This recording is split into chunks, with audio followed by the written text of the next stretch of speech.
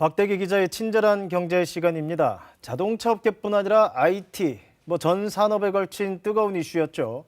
과연 현대차와 기아가 이른바 애플카를 만든다는 거냐, 그만큼 증시도 요동쳤고요. 지금까지 팩트는 협상이 중단됐다는 건데 뭐가 어떻게 된다는 건지 박대기 기자와 하나씩 짚어보겠습니다.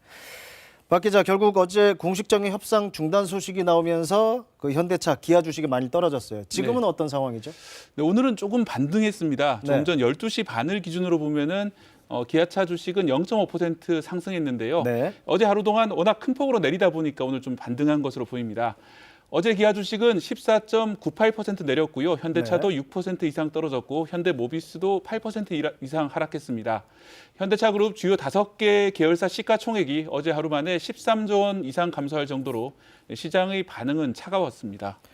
자, 그럼 이른바 애플카, 이걸 이제 굳이 구분해 보자면 자율주행차, 전기차 이렇게도 나눠지잖아요. 근데 네. 어제 발표 뉘앙스를 좀 보면은 이게 협상이 완전히 물 건너간 건 아니지 않느냐, 이런 반응도 있는 것 같아요. 네, 그런 해석도 나오고 있는데요. 네. 그런 해석이 나오는 이유가 바로 공시에 있습니다.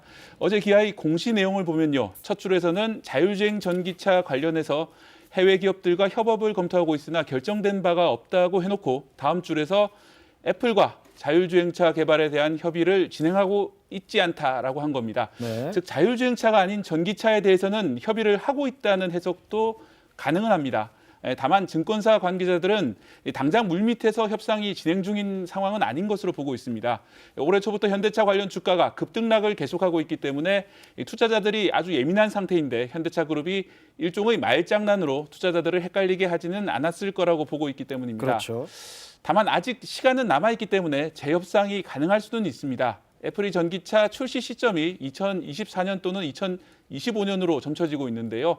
아직 3년에서 4년이 남아 있습니다. 통상 완성차 업체가 부품회사들과 신차의 부품 개발 계약을 맺는 시점이 출시 전 2년 전입니다. 이렇게 보면 앞으로 애플이 다른 자동차 업체와 협력을 모색하다가 잘 안 되면 다시 현대차를 고려할 수도 있을 것으로 보입니다. 네, 그렇군요. 자, 그럼 실제 협상이 있었고 이게 중단됐다는 거는 팩트에 맞는데, 네. 그러니까 협상 중단 이유가 이제 현대차 쪽이 비밀을 지키지 않아서 그렇다. 이거는 맞는 건가요? 네, 제가 취재한 바로도 그럴 가능성이 높습니다. 네. 예, 제가 취재한 바로도 이번 협상 과정에서 비밀 유지가 매우 중대한 이슈였습니다. 애플 쪽에서 문제 제기를 했을 걸로 추정이 되고요. 네. 처음 보도한 블룸버그도 같은 취지 보도를 했습니다. 다만 현대차 내부에서도 과연 애플의 하청업체가 되는 것이 방향에 옳으냐 고민은 있었던 것으로 보입니다.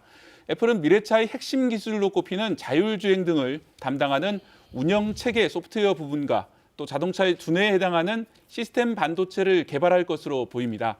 그런데 현대차 그룹 입장에서는 애플에 납품하게 되더라도 애플에 납품하는 물량 외에는 스스로도 이 같은 반도체와 소프트웨어를 자체 개발해야 하는 상황입니다. 이런 과정에서 두 기업의 상반된 입장이 최종 결정에 걸림돌이 된 것으로 보입니다. 네. 애플과 협업을 모색하는 다른 자동차 업체들도 비슷한 고민을 하고 있는 것으로 보입니다. 자, 그렇다면 결과적으로는 애플과는 안 하게 되는 거고, 이제 현대차뿐 아니라 우리 자동차 업계는 이제 앞으로 그런 미래형 차들을 자체 개발로 갈 수밖에 없는 상황이 된 건가요? 네, 지금 현대차 그룹은 공시에서 해외 기업과 협업을 계속 검토하고 있다고 했고요. 실제로 구글이나 아마존 등 글로벌 IT 업계가 미래차에 뛰어들고 있는 만큼 어떤 식으로든 새로운 협업 시도는 계속될 전망입니다. 네. 또 전기차 시장을 선점한 테슬라의 강점은 운영 체계 소프트웨어와 반도체를 자체 개발하고 있다는 점인데요. 우리 자동차 업계는 아직 소프트웨어 개발이나 시스템 반도체 분야는 테슬라에 뒤처져 있기 때문에 분발이 필요한 상황입니다. 네, 이번엔 그 시선을 애플 입장으로 한번 가볼게요. 그러니까 IT 업체 애플이 미래형 자동차를 만든다. 이해는 가지만은 이게 가능한 일인가, 이런 의구심도 있는 것 같아요.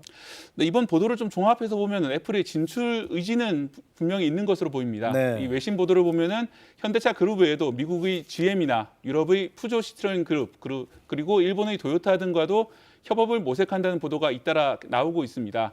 예, 애플 입장에서는 스마트폰에 이은 신규 사업이 절실한 상황인데요. 이 세계 스마트폰 업계의 전체 연간 판매량이 2015년에 14억대가 된 이후에 최근 6년간 제자리 걸음을 계속 보이고 있습니다. 네. 사실상 스마트폰을 더 팔 곳이 없어졌다는 것이죠. 이렇게 시장이 더 커지지 않는 데다가 중국 업체들의 저가 공세도 무서운 상황입니다. 이런 상황에서 애플과 같은 IT 업체가 자동차라는 새로운 시장에 눈을 돌리는 것은 아주 자연스러운 일입니다. 게다가 미래차 시대에는 운영 체제와 시스템 반도체를 직접 설계할 수 있는 IT 기업이 강점이 있습니다. 네. 이런 상황에서 세계 5위 자동차 제조국인 우리나라 업계도 새로운 도전에 맞춰서 변해야 할 시점이고요. 또 미국 등 세계 각국이 이 제조업 공장을 자국에 유치하려는 흐름도 수출 위주의 우리 자동차 업계 또 하나의 도전이 되고 있습니다. 알겠습니다. 오늘은 여기까지 듣겠습니다. 박대기 기자였습니다.